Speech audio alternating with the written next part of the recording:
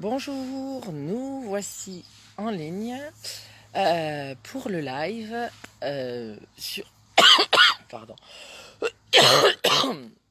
Voilà, comme ça j'ai toussé, c'est fini. Donc je reprends. Voilà, bonjour et bienvenue. Nous voici en ligne sur le live sur comment évaluer les risques pour nos enfants. Voilà, c'est bientôt les vacances et pendant les vacances, on se retrouve dans des situations dont on n'a pas l'habitude et où peut-être il y a des risques. Et puis de toute façon, c'est un sujet qui est intéressant toute l'année parce que des risques, on en rencontre toute l'année avec nos enfants ou on en imagine. Et donc forcément, on est amené à les évaluer pour se demander comment je fais avec ça. Puisque nous avons la fonction de protection de nos enfants. Hein. Ils ne peuvent pas se protéger par eux-mêmes. Du coup, c'est nous qui allons les protéger. Et pour pouvoir les protéger, il faudrait bien savoir est-ce que c'est nécessaire de les protéger de cette chose-là ou est-ce que ça ne l'est pas. Et les choses ne sont pas aussi évidentes qu'il n'y paraît. Je ne sais pas si vous connaissez tous la motricité libre. Là, c'est un sujet que je connais bien. J'anime des ateliers là-dessus depuis un moment. Lorsqu'on laisse l'enfant en motricité libre, beaucoup de personnes trouvent qu'on le met trop en danger. Et d'autres, au contraire, estiment que non, il y a beaucoup moins de danger quand il apprend par lui-même à faire les choses et qu'il ne fait que les choses qu'il est capable de faire au moment où il est capable de les faire, que si on le laisse libre. Et on se pose aussi, ça c'est un exemple de situation de risque. On peut en trouver plein d'autres, hein, d'exemples de situations de risque pour notre enfant. Par exemple, tiens, là c'est l'été, les apéros barbecue. Est-ce qu'on laisse à notre enfant goûter à un peu d'alcool, une toute petite quantité, ou pas? Question. Et puis, etc., etc. Voilà, vous allez en trouver plein. N'hésitez pas à mettre des exemples. Hein, pour les personnes qui regardent en direct, n'hésitez pas à mettre des exemples de situations où vous posez des questions. Alors, ce que je vous ai annoncé dans ce live, et je le redis ici, c'est que ce live ne sera pas une liste de ce qu'il faut ou de ce qu'il ne faut pas faire. Je ne vais pas vous dire ça c'est trop dangereux, ça c'est pas trop dangereux, ça c'est trop risqué, ça c'est pas trop risqué. C'est pas du tout ça que je vais faire. D'abord parce que dans le temps d'un live, c'est juste pas possible.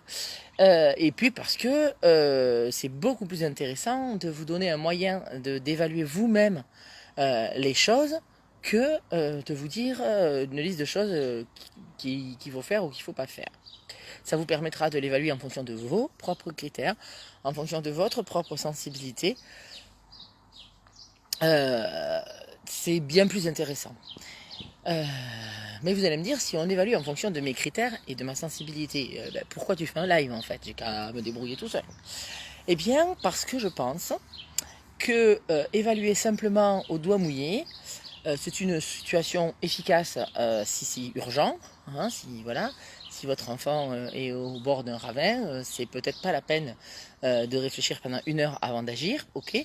Mais quand c'est des choses qu'on peut anticiper, qui sont récurrentes, ou on sait que cette question va forcément se poser un jour, c'est intéressant d'anticiper de façon à faire appel à notre capacité de réflexion avec le recul. Hein. Ça fait écho au post qui a eu sur lequel il y a eu beaucoup de réactions sur comment choisir un traitement médical sur mon enfant, puisque dans le fond c'était ça le sujet.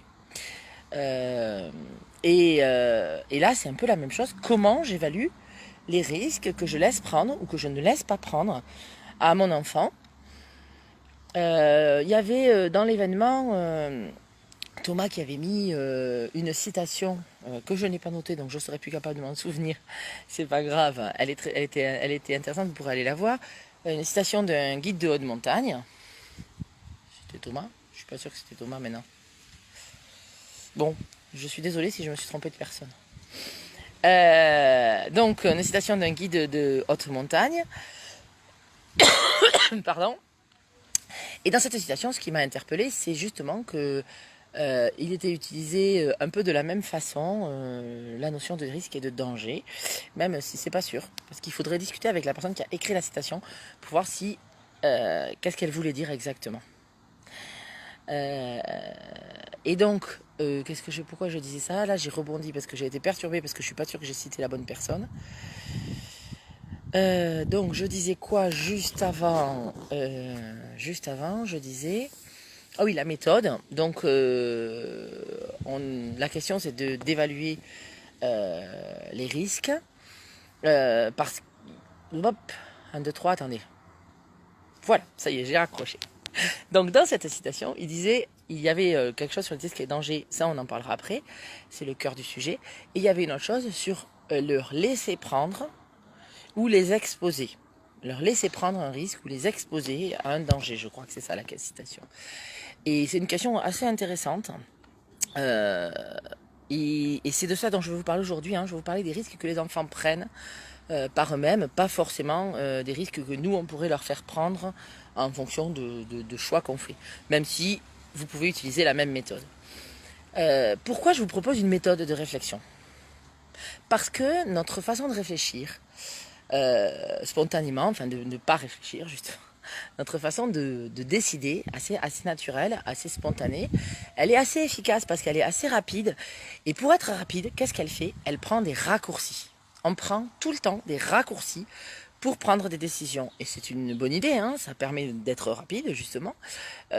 Mais ça a des inconvénients. C'est que quand on est rapide comme ça pour prendre une décision, c'est le moment où on fait des erreurs d'évaluation des différentes choses. Parce que on utilise des raccourcis de pensée qui sont là pour nous faire penser vite, mais qui ne sont pas là pour nous faire penser le mieux possible. Ils nous font penser pas trop mal. Mais pas trop mal, ça ne veut pas dire bien. Pas trop mal, ça veut dire que dans une petite majorité des cas, c'est pas trop mal. Mais on peut faire beaucoup mieux. Le cerveau humain est capable de faire beaucoup mieux, de beaucoup mieux peser les choses, de beaucoup mieux réfléchir. Et il n'y a pas du tout besoin d'avoir fait je ne sais quelles études ou de je ne sais pas quoi. C'est simplement avoir le bon outil, la bonne méthode. Je vais prendre un exemple culinaire. Je suis absolument pas du tout douée en cuisine parce que ça ne m'intéresse pas du tout. Et je fais des salades. Comment je fais pour faire une salade? C'est l'été, il fait beau, je fais une salade. Je prends ce que j'ai dans le frigo et je le mets dans ma salade. Et des fois, ça fait des mélanges originaux, on va dire. Soyons bienveillants. Original, mais que ma famille n'apprécie pas toujours l'originalité de mes mélanges, qui ne dépend pas beaucoup d'une réflexion sur ce qui va avec quoi, mais qui dépend de ce que j'ai pu le prendre le plus vite possible et qui m'a le moins demandé de travail. Cette méthode pour faire des salades raccourcies, rapides, elle est efficace parce que je fais une salade vachement plus rapidement que beaucoup d'autres gens.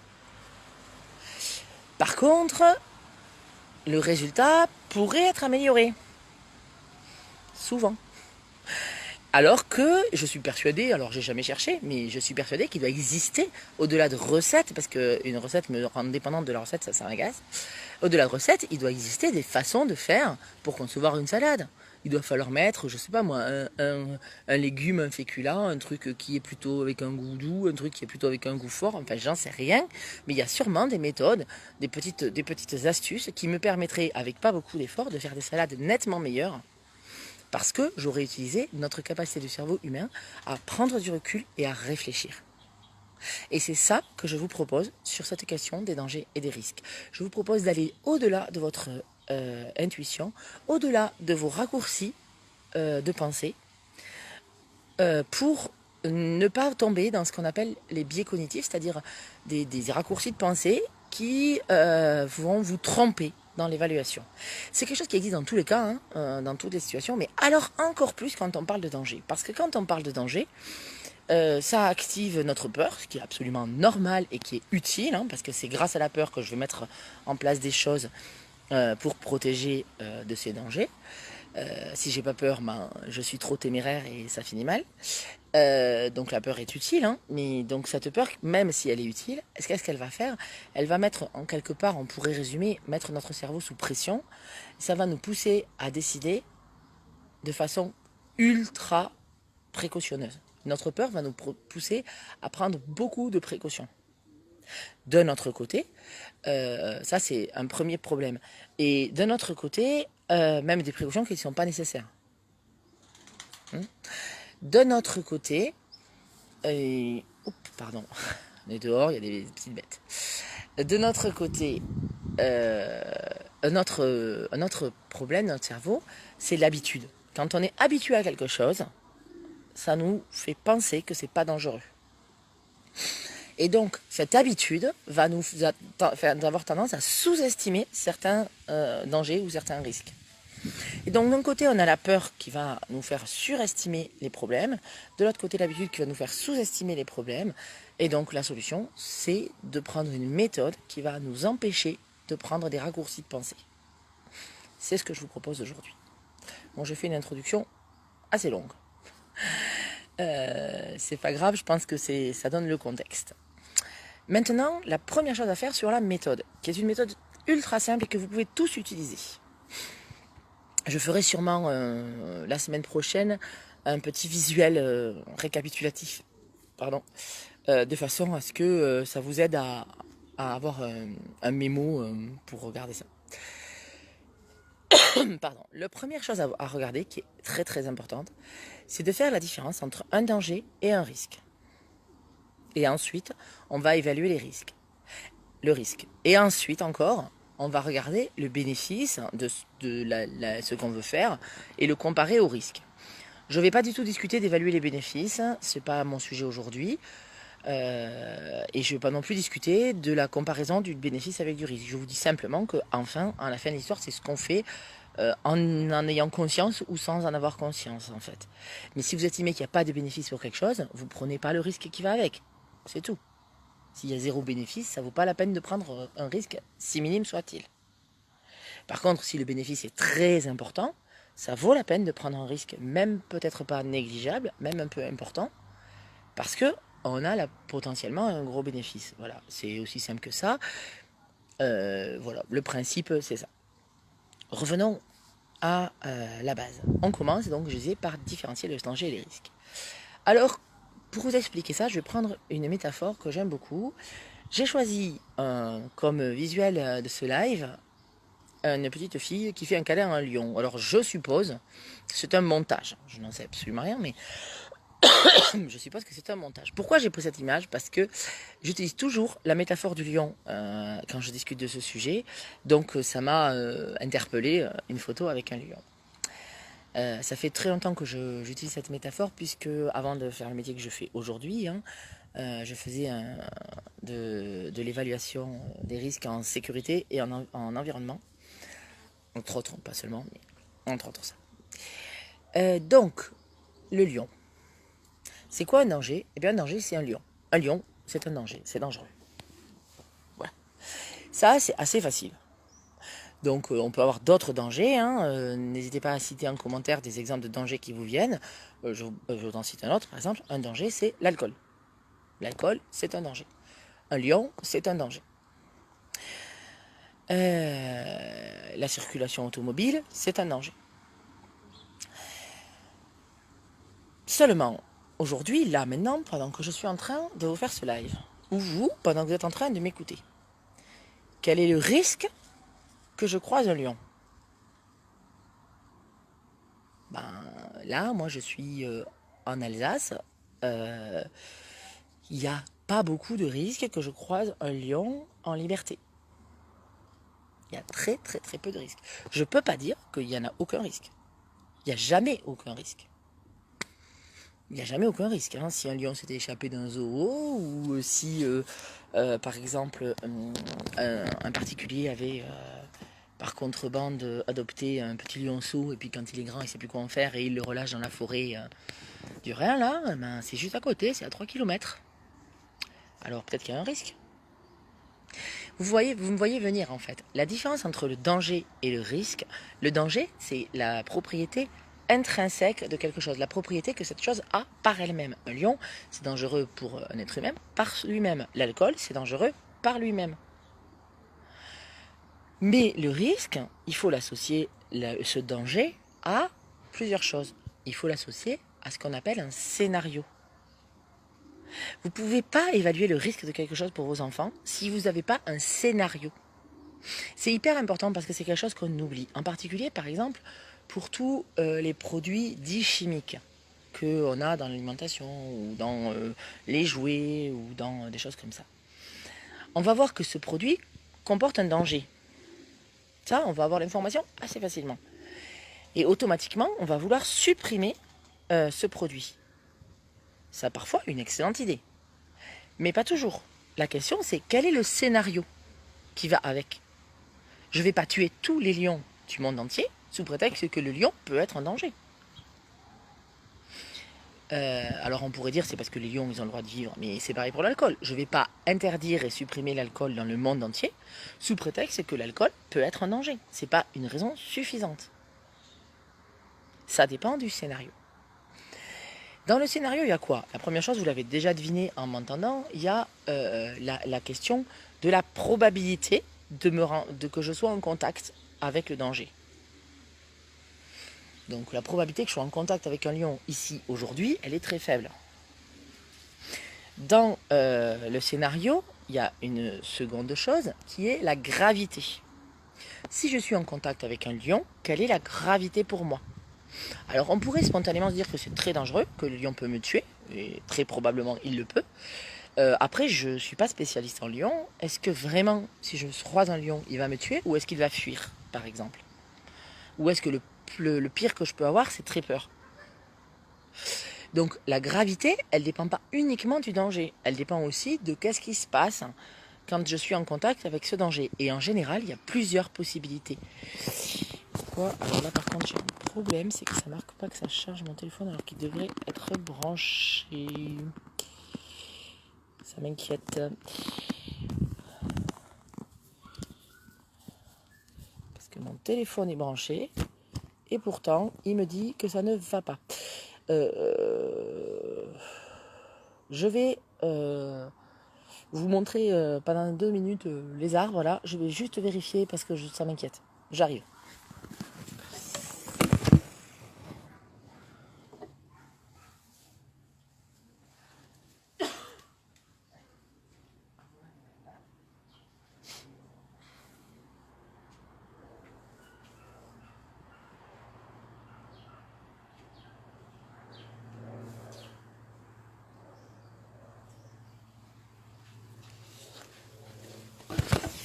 Mais voilà. Et maintenant, c'est bon. Voilà. Alors il y avait un risque que j'avais pas pris en compte. C'était le risque du scénario suivant. Mon chat se balade dans le jardin et des branches la rallongent. Voilà. Donc, je reprends ce que je disais. On a dit la probabilité que ça arrive. Puis ensuite, la gravité. Et la gravité, en général, pour un même danger, il y en a plusieurs. Il y en a plusieurs parce que ça dépend. Ça dépend.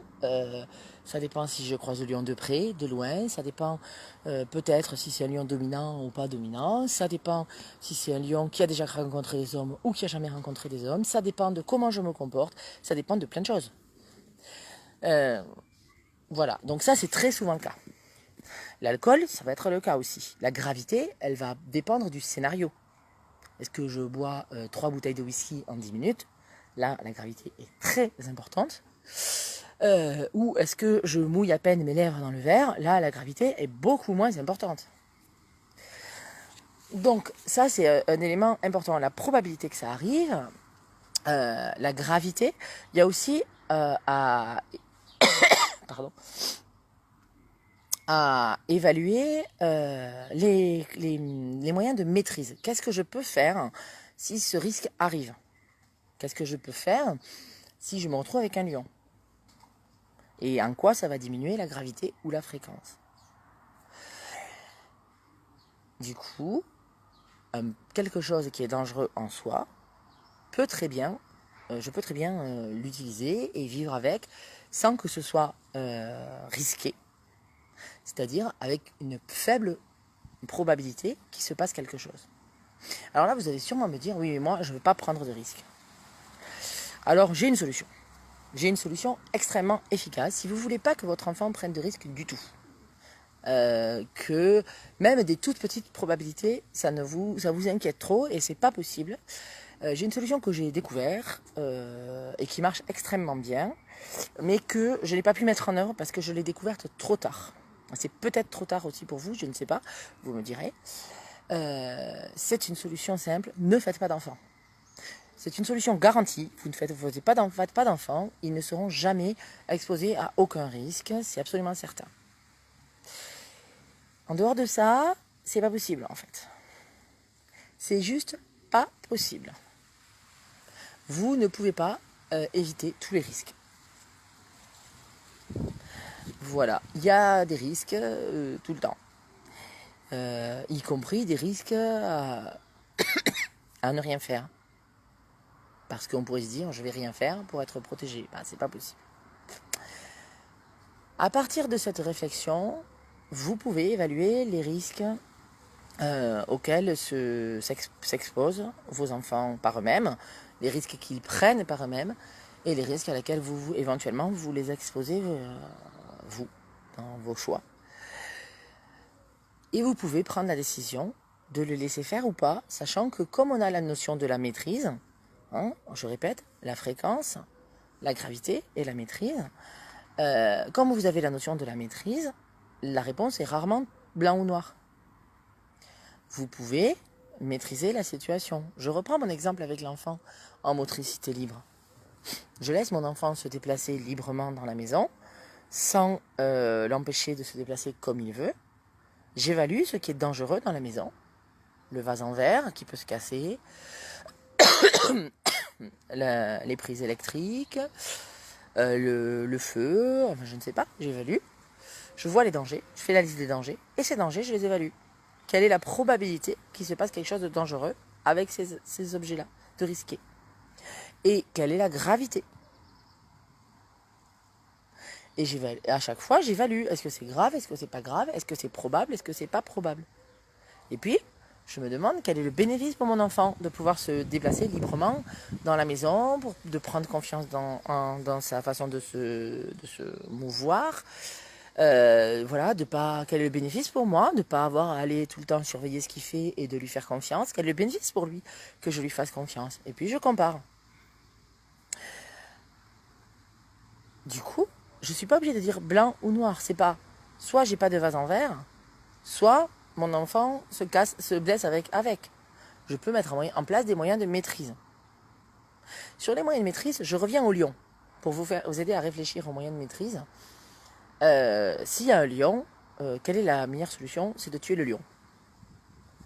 C'est la solution qui va le moins me mettre en danger, en risque. Et dans la vie courante, on utilise danger et risque de la même façon et c'est dommage. Et vous voyez, même moi qui ai beaucoup travaillé sur ça, je le fais quand même. Donc la première chose, c'est de supprimer le danger pour supprimer le risque. Mais c'est pas toujours possible. Et dans la vie courante, il y a une chose très importante. Quand vous avez envie de supprimer quelque chose parce que ça risque d'être dangereux, au-delà du fait que, est-ce que ça vaut la peine de tuer les lions en Afrique? Parce que moi, ici, je me dis que peut-être j'ai peur. Je pense que non. Mais, et ça, dans la vie courante, posez-vous la question. Est-ce que ce lion-là... Je suis en live, Mathieu. Non, je suis en live, Mathieu. Qu'est-ce que je disais? Oui, posez-vous la question quand un danger vous fait peur. Ça active votre peur et ça va vous faire surestimer le risque. Posez-vous la question, est-ce que ce lion-là, il n'est pas en Afrique, là? Est-ce que c'est vraiment... Je ne suis pas disponible, je suis en live. Vous attendez que j'ai fini le live. Après, je suis disponible. Après. Donc, je reprends ce que je disais. Est-ce que ce lion-là, il n'est pas en Afrique? Donc, premièrement, tuer le danger. Quand vous voulez supprimer le danger, le point inquiétant... Juste un instant. J'ai fini dans 5 minutes. Je vous appelle. Okay. Le point inquiétant, quand vous voulez supprimer le danger, oui, c'est par quoi il va être remplacé. Parce que souvent, ça va être remplacé par quelque chose d'autre. Ça vaut la peine de se poser la question. Ensuite, la deuxième chose, quand on veut supprimer un danger, ne va pas derrière Mathieu, s'il te plaît, je veux pas qu'on te voit sur la caméra. La deuxième chose, quand on veut le protéger d'un risque, après supprimer le danger, ça va être enfermer le danger. Donc mettre un moyen de maîtrise autour du danger. Mettre une cage autour du lion, le pauvre. La troisième solution, ça va être équiper en protection individuelle tout le monde. C'est-à-dire on va se faire tous des harnachements anti-lion. Et la dernière solution, ça va être de mettre un panneau « Attention, il y a un lion ». Donc prévenir mon enfant d'un risque, ça peut être très efficace quand c'est un petit risque, mais si c'est un gros risque, c'est pas une bonne solution. La meilleure solution, c'est d'enlever le danger. J'enlève le vase qui risque de se casser et je le mets en hauteur. La solution suivante, ça va être d'enfermer le danger. J'enferme le feu derrière des barrières. La troisième solution, ça va être de équiper l'enfant d'une protection. Donc je lui mets un casque quand il fait du vélo. Et la dernière solution, ça va être de le prévenir qu'il y a un risque. On utilise ces solutions en fonction des possibilités, de ce qui est possible à chaque fois, et de l'évaluation du risque. Parce que si le risque est tout petit, il est même peut-être pas nécessaire de mettre un moyen de maîtrise. Pour finir, je voudrais finir avec quelque chose, voilà. On a souvent peur des produits qui sont autour de nous. C'est une peur qui est très juste et très logique. Et c'est très intéressant d'aller plus loin et de chercher quels sont les risques pour chacun de ces différents produits et quels sont les bénéfices aussi. On va trouver des produits desquels on a peur parce que ils paraissent dangereux, mais en réalité le risque est tout petit dans les conditions dans lesquelles on l'utilise. C'est assez fréquent, c'est même très fréquent. On va aussi trouver des produits sur lesquels, même si le risque est petit, en fait, il n'est pas du tout difficile de le supprimer et de le remplacer par autre chose, et ça ne pose pas d'inconvénients majeurs, donc c'est aussi une possibilité. Et on va aussi trouver des produits dont l'habitude, on a parlé tout à l'heure au début de l'habitude qui nous trompe, l'habitude va nous amener à sous-estimer le risque. Dans le cas des produits dont l'habitude va nous habituer à sous-estimer le risque, il y en a un dont j'ai déjà parlé plusieurs fois, excusez-moi, c'est l'alcool. L'alcool est un des produits chimiques les plus dangereux qui sont autour de nous aujourd'hui et auxquels nos enfants peuvent avoir potentiellement accès. C'est un produit qui est cancérigène de façon certaine. On sait que c'est cancérigène, il n'y a aucun doute et aucune polémique et tout le monde sait que ça va être cancérigène.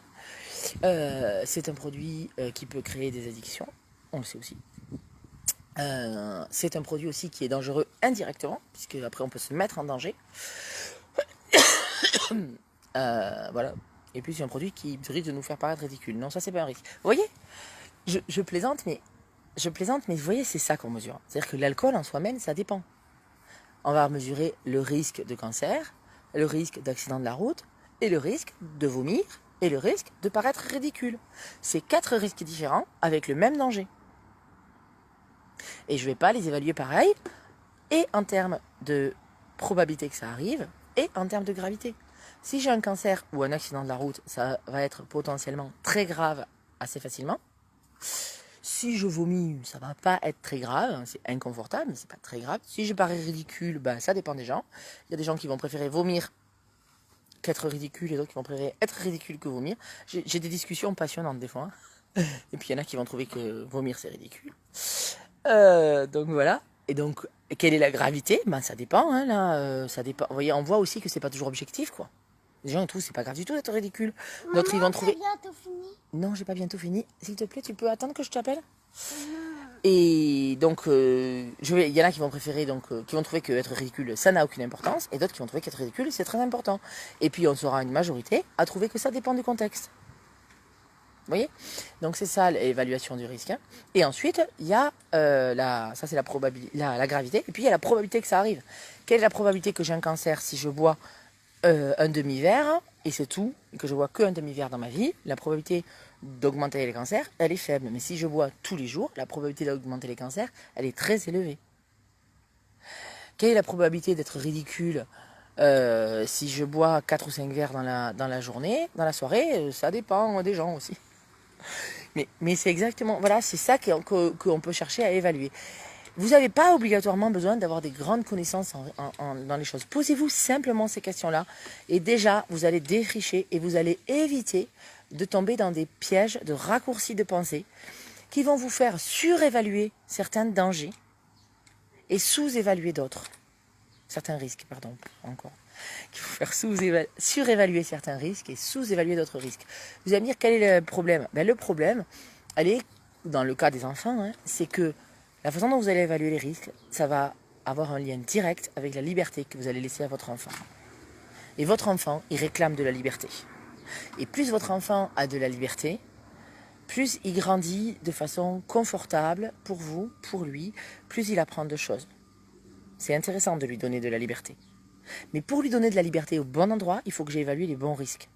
Parce que si je lui l'empêche de prendre certains risques, parce que je les ai surévalués alors qu'en fait c'était pas grave, c'est dommage. Et inversement, si je le laisse prendre des risques alors que je les ai sous-évalués, c'est dommage aussi. Voilà, je vais vous laisser là parce que je vois que j'ai des petits garçons de 7 ans qui sont impatients de passer à la suite. N'hésitez pas à poser vos questions dans le replay du live, vos commentaires. Je ferai un petit visuel récapitulatif. Je résume juste avant de finir. La première chose à évaluer, c'est faire la différence entre les dangers, les lions et les risques. Me faire manger par le lion. Écrivez le scénario. La deuxième chose, c'est d'évaluer pour le risque la probabilité et la gravité. Est-ce qu'il y a une grande chance que ça arrive et est-ce que ça va être vraiment grave? La troisième chose, c'est de regarder quels sont les moyens de maîtrise de ce risque que je peux mettre en place en commençant toujours au plus près du danger et en m'éloignant, supprimer le danger, entourer le danger, protéger la personne, prévenir. Et la dernière chose, c'est comparer le petit risque qui va rester avec le bénéfice. Voilà, à partir de là, je vous souhaite de bonnes vacances, profitez-en bien. J'ai fait un live sur les vacances, beaucoup moins, pas du tout fait de la même façon l'année dernière, que je repartagerai sûrement demain et que je vous invite à regarder, ça pourrait vous intéresser. À bientôt!